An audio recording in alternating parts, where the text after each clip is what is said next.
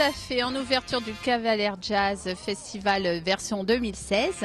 C'est monsieur Jean-Luc Bibolini qui nous fait l'honneur de partager son talent avec des superbes sculptures en fer. Alors toutes les années, il y a une exposition. Comment vous faites pour trouver les artistes ? Ben, nous avons beaucoup de chance puisque les artistes viennent à nous. Et puis, c'est avec grand plaisir que nous les accueillons dans nos lieux prévus à cet effet dans Cavalère. Alors vous êtes l'artiste, on s'est vu tout à l'heure au rond-point de la mer, parce que là il y a une exposition, mais il y a une sculpture monumentale sur le rond-point de la mer. C'est quoi ? Tout à fait, c'est un grand saxophone qui va être un peu l'emblème de ce festival chaque année. C'est un saxophone de 4 mètres de haut en métal de 15 mm, de 15 mm d'épaisseur, et qui est patiné et découpé avec le plus de précision possible. Donc c'est une belle pièce qui trône au milieu de ce rond-point. Alors on va parler de votre art un peu et de cette exposition à Cavalère. C'est le métal, c'est ça ?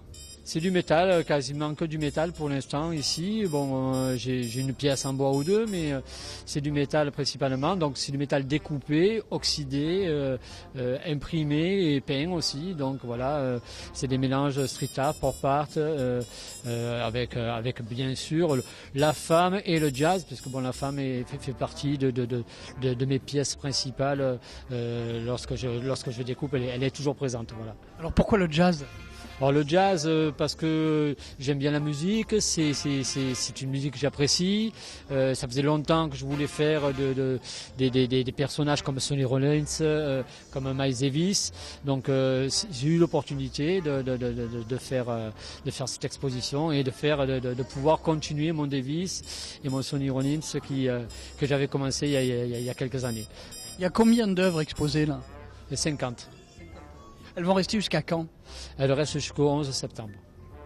Alors Anne, comment vous avez fait pour le trouver ? J'en reviens à la question. Vous êtes du coin ?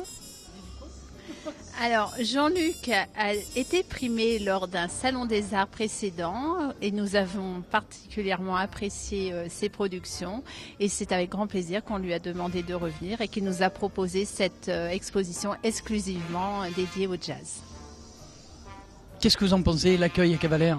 Ah, j'ai adoré, c'est super. Cavalère, c'est l'équipe entière a fait tout ce qu'il fallait pour que je puisse prendre et exposer dans les meilleures conditions. Voilà.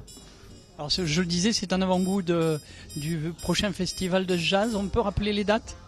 Alors, la partie musicale dont débutera à partir du mercredi 7 septembre jusqu'au dimanche 11 septembre avec une programmation fabuleuse et très variée.